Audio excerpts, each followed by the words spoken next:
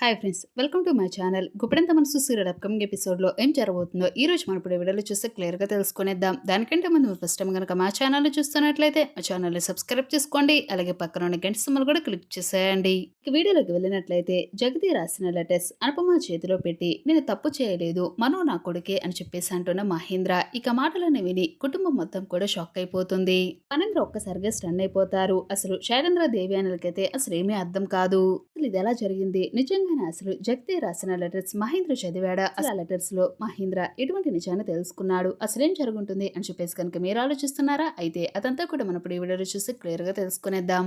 ఈ వీడియోని ఎక్కడ స్కిప్ చేయకుండా ఎండింగ్ వరకు చూసేయండి, అప్పుడు మీకు క్లియర్ గా అర్థమవుతుంది. ఇక వీడియోలోకి వెళ్ళినట్లయితే ఇక అనుపమ అయితే ఎందుకు మహేంద్ర నువ్వు అసలు తొందరపడి ఇలా మాట్లాడేశావు, ఎందుకు అసలు మనో నా కన్న కొడుకే అని చెప్పేసి ఎందుకు అలా చెప్పావు, ఏంటి అసలు నువ్వు తీసుకునే నిర్ణయాలు, నీకేమన్నా కొంచెమైనా ఆలోచించే నువ్వు ఇటువంటి పనులు చేస్తున్నావా, వేప్ చేస్తున్నావో నీకన్నా కొంచెమన్నా తెలుస్తుందా అని చెప్పేసి అనుపమ మాట్లాడడంతో ఇక అనుపమ మాటలకే కోపం వచ్చిన మహేంద్ర అయితే చూడు అనుపమ, నేను నిన్ను ఎన్నోసార్లు అడిగాను నిజాన్ని బయట పెట్టమని, కనీసం నువ్వు ఒక్కసారైనా అసలు జరిగిన నిజాన్ని బయట పెట్టావా, నోరు విప్పి సమాధానం చెప్పావా? ఇప్పుడు కూడా నేను అడిగిన ప్రతిసారి కూడా నువ్వు చాలా దారుణంగా ప్రవర్తిస్తూ వచ్చావు. అసలు నువ్వు అడుగడుగునా బాధ పెడుతూనే వచ్చావు. అసలు చిన్నప్పటి నుంచి ఏ ప్రశ్న అయితే వాడిని తన నుంచి వెంటాడుతూ వస్తుందో ఆ ప్రశ్నకు సమాధానం కోసమే వాడు అసలు ఇన్ని రోజులు ఎదురు చూశాడు. అసలు సమాధానం చెప్పినా సరే ఆ ప్రశ్నకు తగిన ఆన్సర్ ని వాడు అసలు యాక్సెప్ట్ చేయలేకపోతున్నాడు.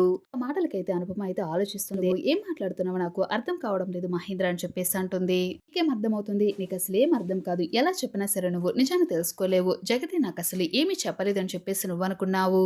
జగతి నాకు చెప్పలేకపోయినా లెటర్ రూపంలో రాసి చూపించింది. కావాలంటే నీ కళ్ళారా నువ్వే చూసి ఒకసారి చదువుకో, నీకు తెలుస్తుందని చెప్పేసి అంటూ మహేంద్ర అయితే తన చేతిలో ఉన్న జగతి రాసిన లెటర్స్ అయితే అనుపమ చేతులు అయితే పెట్టడం జరుగుతుంది. ఒక్కసారిగా ఆ లెటర్స్ చూస్తే అనుపమ షాక్ అయిపోతుంది. ఇక మరో పక్క కనుక చూసుకున్నట్లయితే దేవయాని శైలేంద్ర ఇద్దరు కూడా చాలా కోపంతో రగిలిపోతూ ఉంటారు. ఇటు ఫణేంద్రని అయితే రెచ్చగొడుతూ ఉంటారు. మీరు ఒకసారి వెళ్ళండి, అసలు మహేంద్రను అడగండి. మహేంద్ర అసలు తొందరపడి మన నిర్ణయం తీసుకోకుండా తొందరపడి అసలు ఇలాంటి నిర్ణయాన్ని ఎందుకు తీసుకున్నాడు అని అంటూ శైలేంద్ర దేవయాని ఇద్దరు కూడా ఫణేంద్రని రెచ్చగొట్టడంతో ఫణేంద్ర అయితే ఆ మాటలకి మహేంద్ర అయితే చాలా సీరియస్ అవుతాడు. అలా ఫణేంద్ర అయితే ఇంటికి వచ్చే సమయానికైతే ఇంట్లో నుంచి మాటలు అయితే వినిపిస్తూ ఉంటాయి. వీళ్ళు ఏం మాట్లాడుకుంటున్నారో ఒకసారి వినాలి అని చెప్పేసి అంటూ బయట సోఫాలో కూర్చొని అనుపమ మహేంద్ర ఇద్దరు మాట్లాడుకుంటున్న ఆ మాటలను అయితే బయట ఉండి వింటూ ఉంటాడు ఫణేంద్ర. అనుపమ ఇప్పటికైనా నిజాన్ని బయట పెడతావా లేదా అని చెప్పేసి అంటాడు మహేంద్ర. తెలుసు అనుపమ, ఇప్పటికీ కూడా నువ్వు నిజాన్ని బయట పెట్టవని, మనో నా కన్న కొడుకు అని నువ్వు అసలు నిజాన్ని బయట పెట్టవని, ఈ రోజులో నిజాన్ని నీ అంతటి నువ్వే బయట పెడతావు అని చెప్పేసి ఎదురు చూశాను. నా కొడుకు అసలు ఎంత బాధపడుతున్నాడో అది కళ్ళారా చూస్తే నేను అసలు ఎంత బాధపడుతున్నానో నాకే తెలుసు. నేను ఇక తట్టుకోలేక అందరిలో మనో నా కొడుకే అని చెప్పేసి అసలు నిజాన్ని బయట పెట్టేశాను. కాదు మహేంద్ర ఈ విషయం అని చెప్పేసి అంటూ మాట్లాడుతూ ఉండగా, లేదనుపమ ఈ విషయం నీకు ఎప్పుడో తెలుసు, నీకు తెలిసినప్పుడు నేను కనిపించలేదు, కనీసం అప్పుడైనా నాకు నిజాన్ని చెప్పాలి కదా, అసలు ఎంత బాధపడుతున్నావో నువ్వు కళ్ళారా చూస్తూనే ఉన్నావు, కనీసం అప్పుడైనా నిజాన్ని బయట పెట్టాలి కదా. నిజాన్ని ఎన్నాళ్ళని నీ గుండెలోనే దాచుకుంటావు, బయటికి చెప్పకుండా అలానే దాచిపెడతావు. ఈ రోజుల్లో నా కొడుకుని అసలు అలా బాధ పెట్టాలి అని చెప్పేసి నిర్ణయించుకున్నావు. తన నుంచి నా కొడుక్కి తండ్రి ప్రేమ లేకుండా చేశావు. నిజాన్ని తెలిసిన తర్వాత కూడా నేను అసలు వాడికి తండ్రి ప్రేమను అందించలేకపోతే తండ్రిగా నేను ఆ బాధ్యతలో ఉండటం దేనికి అని నన్ను వాడికి దూరం చేసేశావు. ఇద్దరు చేసిన తెలివి తక్కువ వల్ల మా రెండు జీవితాలు నాశనమైపోయాయి. ఇద్దరి మధ్య బాండింగ్ అనేది దూరం అయిపోయింది. మా ఇద్దరి మధ్య అసలు ప్రేమ లేకుండా పోయింది. ఇలా జరిగింది మహేంద్ర, బిడ్డను కాపాడుకోవడం కోసమే మేము ఇదంతా చేయవలసి వచ్చింది మహేంద్ర అని చెప్పేసి నువ్వు నాతో చెప్పాలి కదా, ఇప్పటికైనా కనీసం నాకు నిజాన్ని చెప్పాలి కదా అని చెప్పేసి అంటూ మహేంద్ర అనుపమ మీద అరవడంతో ఇక ఆ మాటలన్నీ విని ఫణేంద్ర ఒక్కసారిగా షాక్ అయిపోయి తలుపునైతే ఒక్కసారిగా ఓపెన్ చేస్తాడు. ఫణేంద్ర చూసిన అనుపమ ఒక్కసారిగా షాక్ అయిపోతుంది. మహేంద్ర కూడా స్టన్ అయిపోతాడు. మహేంద్ర అసలు ఏం జరుగుతుంది ఇక్కడ, అసలు మనో నీ కన్న కొడుకు అని చెప్పేసి అక్కడ ఏదో ఆవేశంలో చెప్పావు అని చెప్పేసి అనుకున్నాను, ఇక్కడ వేరే ఏదో జరుగుతుంది, నిజంగానే మనో నీ కన్న కొడుకు అని చెప్పేసి మీ మాట ద్వారా నాకు అర్థమవుతుంది, నిజంగానే నేను విన్నదంతా నిజమేనా, మనో నీ కన్న కొడుకేనా అని చెప్పేసి మహేంద్రని అయితే అడగడం జరుగుతుంది ఫణేంద్ర. అన్నయ్య నిజంగానే నా కొడుకే, అదంతా కూడా అసలు ఈ అనుపమకి ఎప్పుడో తెలుసు, అనుపమ అసలు కావాలని నిజాన్ని దాచిపెట్టిందని చెప్పేసి మహేంద్ర అనగానే ఏంటి అనుపమ ఏం జరుగుతుంది, అసలు నువ్వు ఎవరి నుంచి అసలు బిడ్డను కాపాడుకోవడం కోసం ఇదంతా చేశావు, అసలు మనో రిషి ఇద్దరు కవల పిల్లల, మరైతే వాళ్ళిద్దరిని అసలు ఎందుకు విడదీశారు, మాకు అసలు ఈ విషయం ఎప్పటి వరకు తెలియదు కదా, రిషి ఒక్కడే కన్న కొడుకు అని చెప్పేసి అనుకున్నాము, ఈ విషయాన్ని దాచిపెట్టాల్సిన అవసరం మీకేముందని చెప్పేసి ఫణేంద్ర అయితే అనుపమ నిలదీయటం అయితే జరుగుతుంది.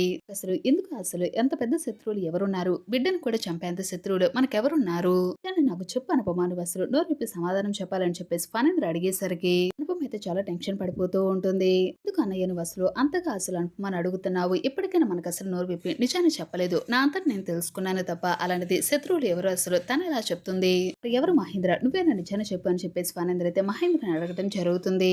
ఎవరన్నయ్య వదిన గారు మీ భార్య దేవయాని గారు ఆ రోజు పురిట్లో నుంచి బిడ్డను కాపాడుకోవడం కోసం తన వేరొక బిడ్డను పంపించేసింది. మాటలను విని ఒక్కసారిగా షాక్ అయిపోతాడు ఫణేంద్ర. మహేంద్ర నువ్వు అసలు చెప్పింది నిజమా అని చెప్పేసి మహేంద్ర అనగానే అవునన్నయ్య నిజం కావాలంటే అనుపమ చెప్తుంది. ఇప్పటి వరకు ఎలాగో నిజాలన్నీ బయటపడిపోయాయి కాబట్టి ఇక అనుపమ అయితే జరిగింది మొత్తం కూడా ఫణేంద్రకైతే చెప్పేస్తుంది. ఇందులో మనో వస్తారా ఇద్దరు కూడా మహేంద్ర అనుపమతో మాట్లాడదామని చెప్పేసి లోపలికి రావడంతో వీళ్ళు ముగ్గురు మాట్లాడుకుంటే ఆ మాటలన్నీ కూడా నిజాలన్నీ తెలుసుకుంటారు. మనో వస్తారా నిజంగానే అసలు మహేంద్ర సార్ నా కన్న తండ్రి అందరిలోనూ నా పరువు పోకుండా నన్ను కాపాడారా? ఈ రోజులు నేను సార్ సార్ అని చెప్పేసి అంటూ మహేంద్ర సార్ చుట్టూ తిరిగాను. అంటే నేను నా కన్న తండ్రి చుట్టూనే తిరిగాను. విషయాన్ని అనుపమ మేడం నాతో ఎందుకు చెప్పలేదు? అంటే నా ప్రాణాలను చిన్నప్పటి నుంచి కాపాడుకోవడం కోసమే ఇదంతా చేసిందా చెప్పేసి అనుకుంటూ నిజాన్ని తెలుసుకున్న మనో అయితే రిలీజ్ అవుతాడు. ఇక వస్తారా కూడా చూసారండి మీ కన్న తండ్రి ఎవరో మీకు తెలిసిపోయింది. మీరు ఇక బాధపడవద్దు అని చెప్పేసి అంటూ మనో వస్తారా బయట మాట్లాడుకోవడంతో ఆ మాటలన్నీ వింటున్న మహేంద్ర ఫణేంద్ర అలానే అనుపమ ముగ్గురు కూడా సడన్ గా బయటకైతే వస్తారు. ఇందులో కోపంతో ఉన్న మనో అయితే బయటికి వెళ్ళడం జరుగుతుంది. దాంతో వెళ్తున్న మనో చేతనైతే పట్టుకుంటాడు మహేంద్ర. ఇక్కడికి వెళ్ళిపోతాను నాన్న అని చెప్పేసి అంటాడు మహేంద్ర. నన్ను అలా పిలవద్దు కేవలం నన్ను మనోగానే చూడండి. చూడు బాబు ఇన్ని రోజులు నువ్వెవరో నిజం తెలియకుండానే నేను అలా చూశాను. కానీ ఇప్పుడు నాకు నిజమేంటో తెలిసిపోయింది. నా కొడుకువి నా కన్న బిడ్డవి అలాంటి నేను నిన్ను ఎందుకు అలా పిలుస్తాను? ఎందుకు నేను అసలు అలా చూస్తాను? పంచుకున్న బిడ్డవే అనుపమ కేవలం నిన్ను కాపాడటం కోసమే ఇదంతా చేసింది. మీద ఇష్టం లేకుండా ప్రేమ లేకుండా ఎలా చేయలేదు. నువ్వు అర్థం చేసుకోవాలి మను అని చెప్పేసి అంటూ జరిగిందంతా కూడా వివరంగా మహేంద్ర చెప్పేసరికి మనం అయితే అర్థం చేసుకోవడం జరుగుతుంది. అని ఏదో లోపల మహనుకు మాత్రం చాలా కోపంగానే ఉంటుంది. ఎందుకు అసలు ఇదంతా నా జీవితం మొత్తం 25 ఏళ్లు నాకు కన్న తండ్రి ప్రేమ లేకుండా చేశారు. ఎందుకు అసలు ఇలా చేశారు చెప్పేసి అంటూ తన మనసులో మాత్రం కోపంతోనే రగిలిపోతూ ఉంటాడు మనో. మరి నిజాన్ని తెలుసుకున్న తిరిగి మళ్ళీ మహేంద్రను తన కన్న తండ్రిగా అంగీకరిస్తాడా?